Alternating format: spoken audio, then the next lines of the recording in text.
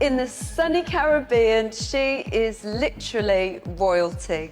A former Miss World, a mother, a grandmother, and the muse behind some of the most iconic reggae music in history. A total trailblazer. I'm Penny Lane, and In the Driver's Seat starts now. There are few people in this world who haven't heard of the incredible reggae artist Bob Marley, but few will realise the impact of tonight's guest on his music. Cindy Breakspeare wasn't just the love of Bob Marley's life, inspiring the world with hits like Turn Your Lights Down Low.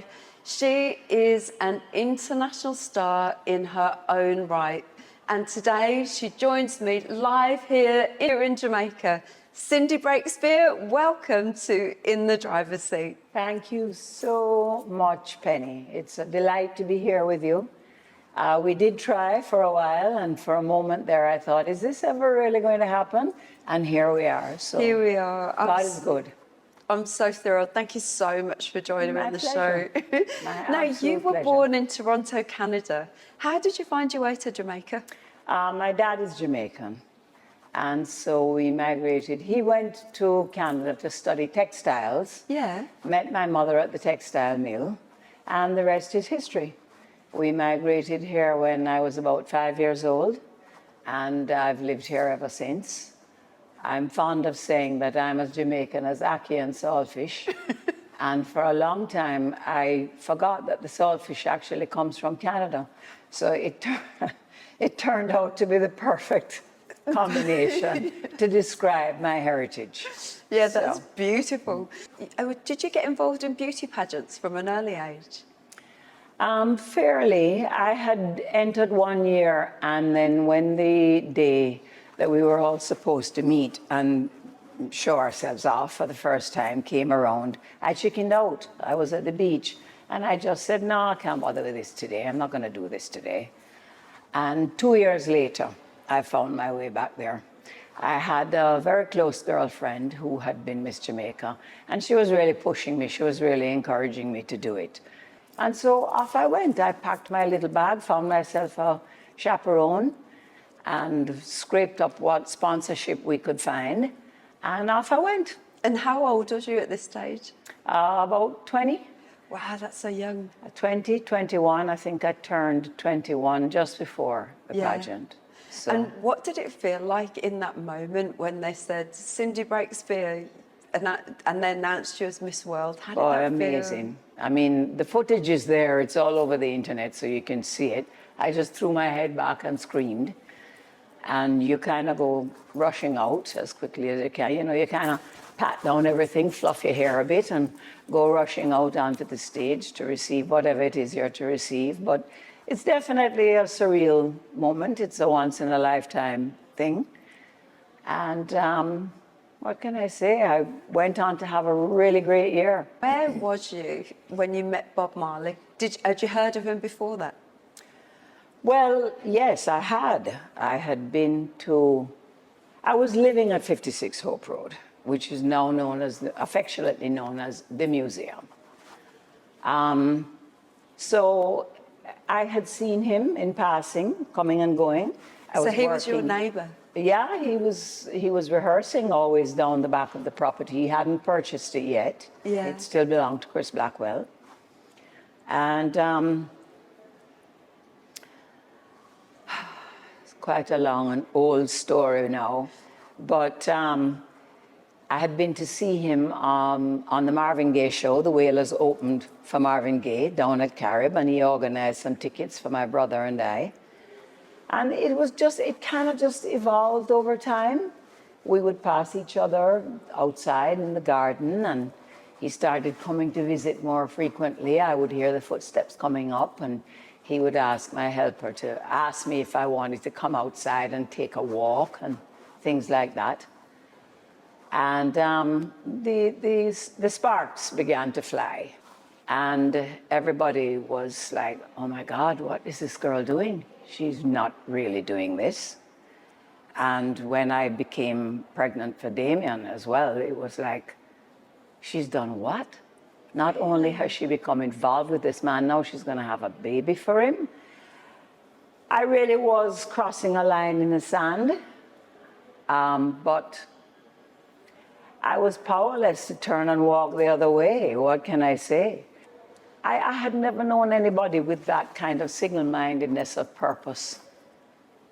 It just wasn't about the cologne and the chain and the car and the outfit, and it wasn't about any of that. It was really about impacting and changing the world in a really, really big way. And how did you handle that kind of scrutiny for yourself just at such a young age? What can I say? I just chose to ignore it. Good. Because if it was a choice between a cocktail party or rehearsal or spending time within the camp or with him, for me there was just no choice. Yeah. Because one situation was very shallow and the other situation was very uplifting. So it impacted my life very, very deeply, and does to this day. You know, what can I say? It's the reason I'm sitting here today. It's the reason that I've done so many of these types of interviews, more than I can recall or count. And it's because it became part of the fabric of my life. You were explaining to me like the meaning of one love. How would you, for all the viewers, how would you describe what one love really means? Well, I think it means, in a shortened version, trying to put love at the forefront of everything that you do. Trying to court forgiveness when you may not necessarily feel like it. Trying to set anger aside when you feel as though you have every good reason to be angry.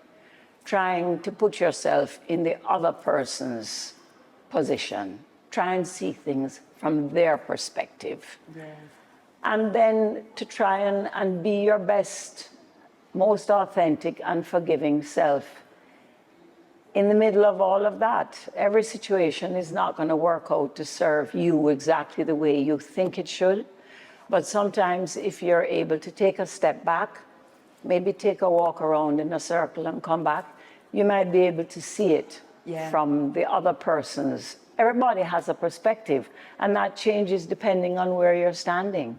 Yeah. And, you know, if love really can conquer all, I think, and does conquer all. And Jamaican people have been so good to me. They have showered me with so much love and appreciation. The things that I get called all the time, complimentary things. Yeah, I might I was just going to say, what are they? No, Bob Marley, baby mother, junior Gong mother. It's become, you spoke about a badge of honor earlier. It's become a badge of honor for me. I took a chance back when people weren't taking that chance. Women, girls were not taking that chance. And I've never, ever, ever regretted it. And do you feel like sometimes you were misunderstood?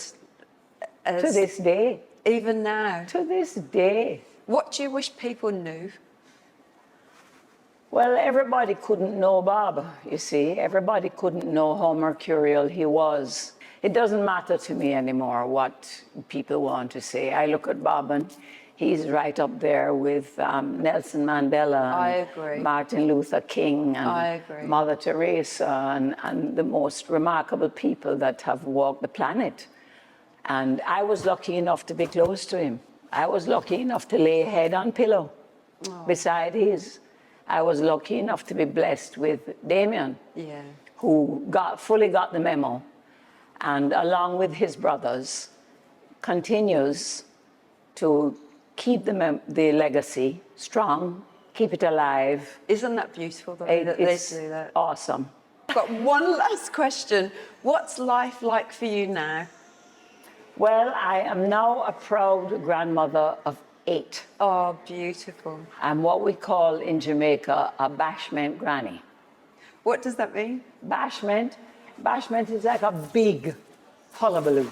Oh, I'm a bashment granny. I have 8 grandchildren and I'm very proud of it. I did interior design for many years and still do. yeah. I used to sing cabaret for many years on the North Coast, on the circuit. So I've moved around. Whatever came along, if I was ready for the change and it felt right and there was some passion involved, I just went with it. So I'm very much that kind of person. And you're still doing it now. Still doing it. It was an absolute, genuine, absolute pleasure to sit down with you, Cindy. Thank you so much for joining me in the driver's seat. The pleasure was all mine, my dear. Thank you for coming all this way. God bless you. Lots of love. One love. The driver's seat is brought to you by the Perfect Cosmetics Company. This is Tika, and we'll be right back.